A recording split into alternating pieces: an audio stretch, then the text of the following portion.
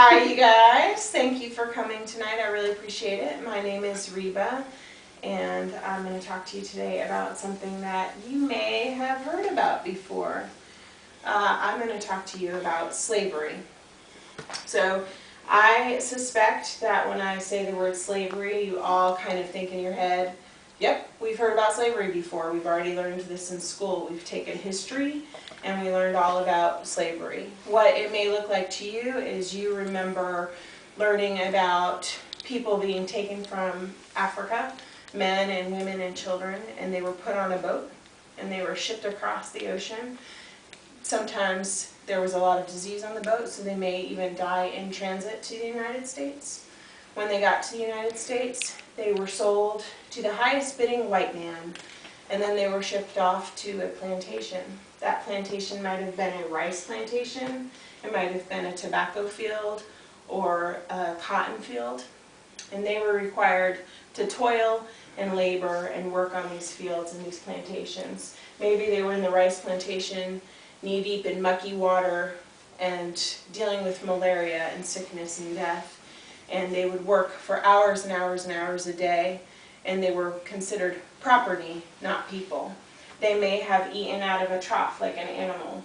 They may or may not have had a shanty or a shack to live in, right? This is how we see slavery. They were beaten and whipped. They were regarded as animals. If they tried to escape, what would happen? They would risk being sold, separated from their families. They could risk being beaten. They could even risk death. This is how we know and understand slavery, right? Well, what if I told you slavery still exists today? Would you believe me? Slavery today is still a big deal. So according to the International Justice Mission, slavery is so rampant, there are an estimated 29.8 million people in the world today who are still slaves.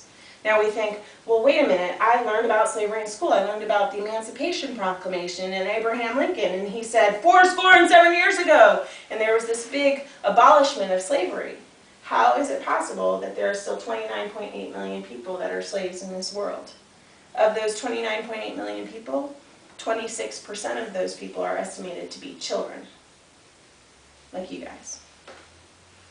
India has the highest population of slaves. It is estimated that of the population of India, 14.7 million people are slaves.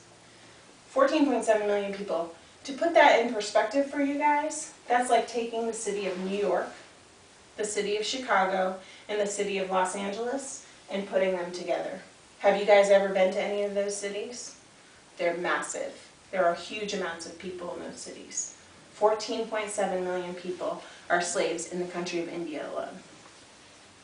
So, slavery, as I know it, I learned in history, well, what is it today? Well, let me start with a simple definition that I found in Webster's dictionary. Everybody knows Webster's, right?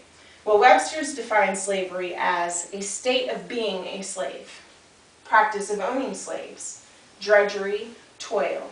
Slavery is submission to a dominating influence. Somebody is dominating you. You're a slave. In 2013, the Washington Post published an article about modern-day slavery. They talked about slavery in Haiti. Now, where India has the #1 population of slaves, Haiti is #2 on that list. 2.1% of that population is or are considered slaves. 1 out of every 10 children in Haiti is considered a slave. In Haiti, slaves are called restevex. Restevex comes from a French term meaning stay here. Stay here sounds pretty innocent and like no big deal. You're just staying here. You're just a child coming to stay at my house. It's no big deal. But what if that child that stays here decides to leave? In Haiti, if you decide to leave and you're arrested, they're going to chase you. They're going to find you. They may traffic you to another location or country. They may force you into begging or robbery. They may even force you into sexual exploitation. Haiti's not alone. There are countries all over the world that still have slavery. West Africa has a country called Mauritania. CNN reports that Mauritania was the last holdout to abolish slavery. Because even though I'm telling you slavery still exists, I will say it is also against the law worldwide. But Mauritania didn't eliminate slavery until 1981.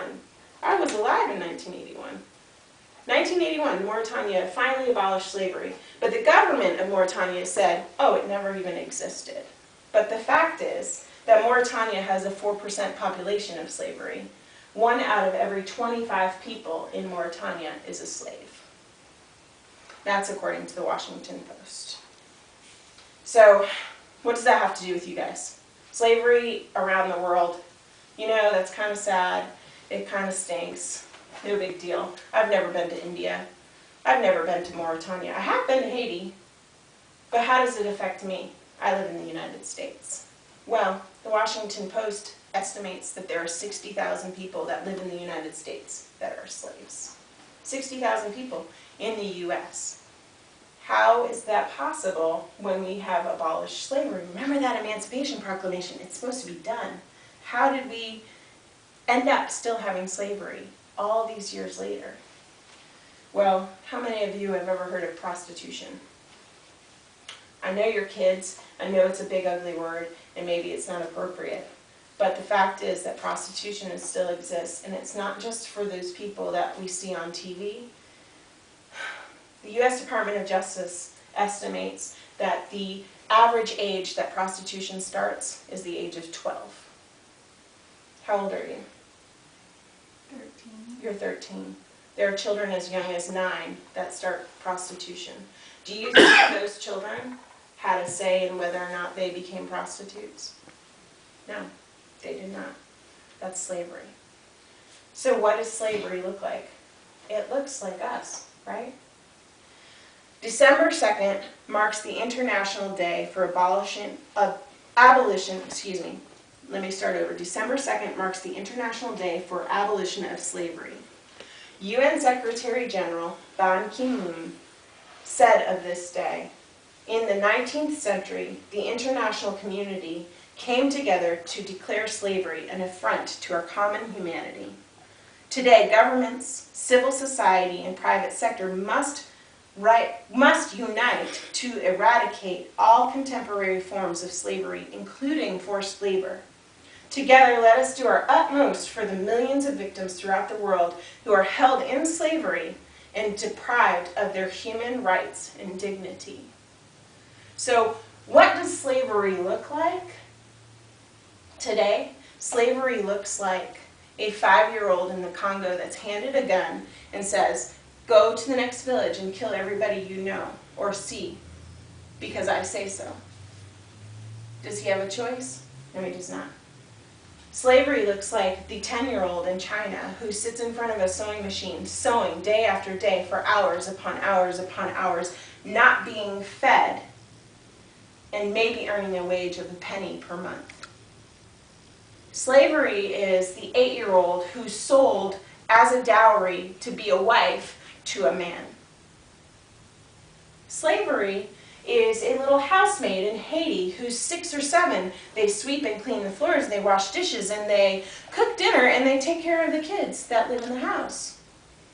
Slavery is the 13-year-old neighbor that you knew that ran away from home, and nobody ever saw her again until that pimp picked her up in New York City at the bus stop and said, hey, I can give you a little bit of money if you do this for me, and coerced her into prostitution. That's what slavery looks like today. It looks like you, and it looks like me, and it looks like you, and you, and you, and you. It doesn't any longer, it's no longer associated with race